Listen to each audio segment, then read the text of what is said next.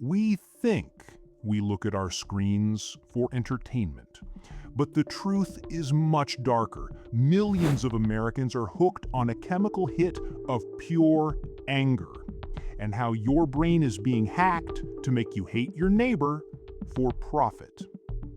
Picture this. It is 11:30 at night. You are lying in bed staring at a glowing rectangle. You stumble onto a comment section. Someone you have never met just posted an opinion you find repulsive.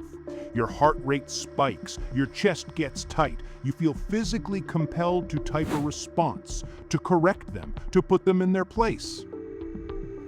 Why? Why does feeling threatened by a stranger's opinion feel so important? More importantly, why does it feel good? When you read that comment, your brain detects a physical threat. It releases epinephrine. That's your fight or flight response kicking in. Your body prepares for combat. But there is no tiger in the room. There is just a screen. So you type out your angry reply. You hit send, and you feel a sudden rush of moral superiority. You are right. They are wrong. That rush, that is a massive hit of dopamine, the exact same chemical released when you eat sugar or win a bet. You just got a neurochemical reward for being angry. And the platforms know this. They know outrage is the most reliable way to keep your eyes on the glass, because evolutionary biology dictates that you cannot ignore a threat. But how far does this manipulation go? If an algorithm can make you fight with a stranger halfway across the country, what happens when it starts targeting the people living on your own street?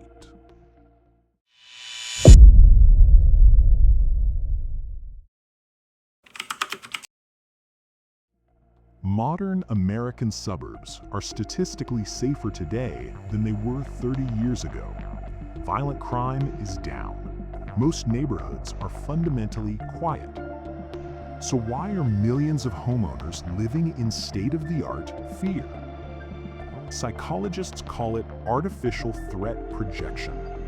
Your brain evolved to track danger, saber-toothed tigers, environmental hazards, enemies. When your basic survival needs are met, your brain doesn't just relax, it gets bored.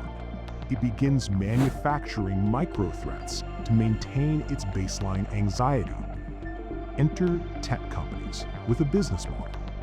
Apps like Nextdoor, Citizen, and Ring Neighbors didn't create suburban fear. They weaponized a glitch in human psychology. Picture a normal Tuesday afternoon. A delivery worker drops off a package on a porch on your street. He wears a hoodie because it is raining. He adjusts his cap and turns around. 30 seconds later, your phone buzzes with an urgent notification. A neighbor uploaded grainy, wide-angle security footage of that exact worker.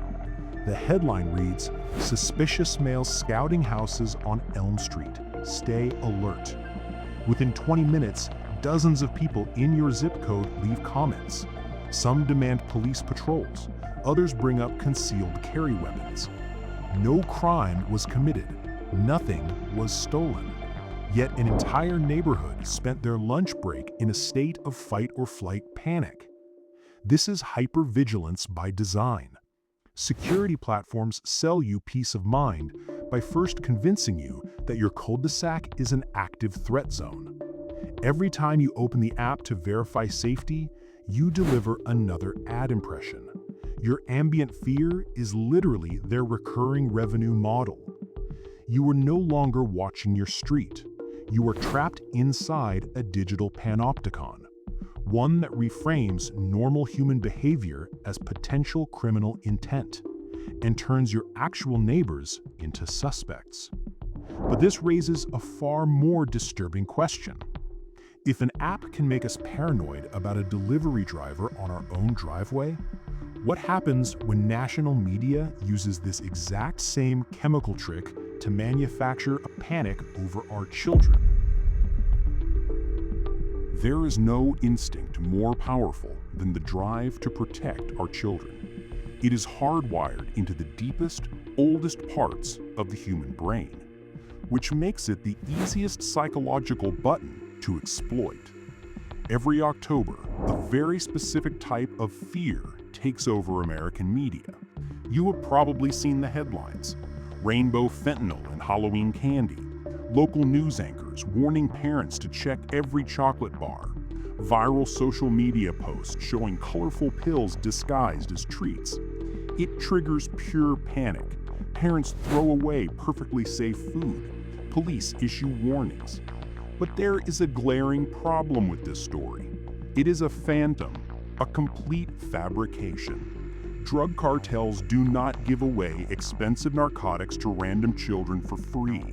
There are 0 documented cases of a child dying from fentanyl-laced Halloween candy.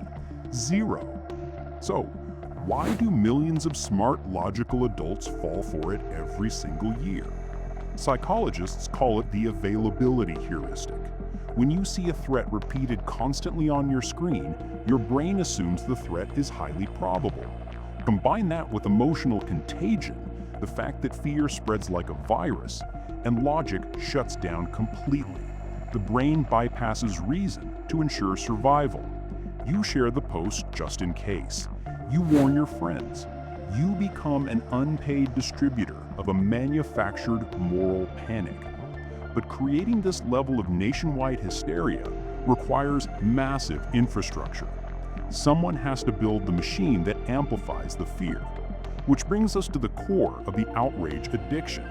Who actually profits when tens of millions of parents are driven into a blind panic?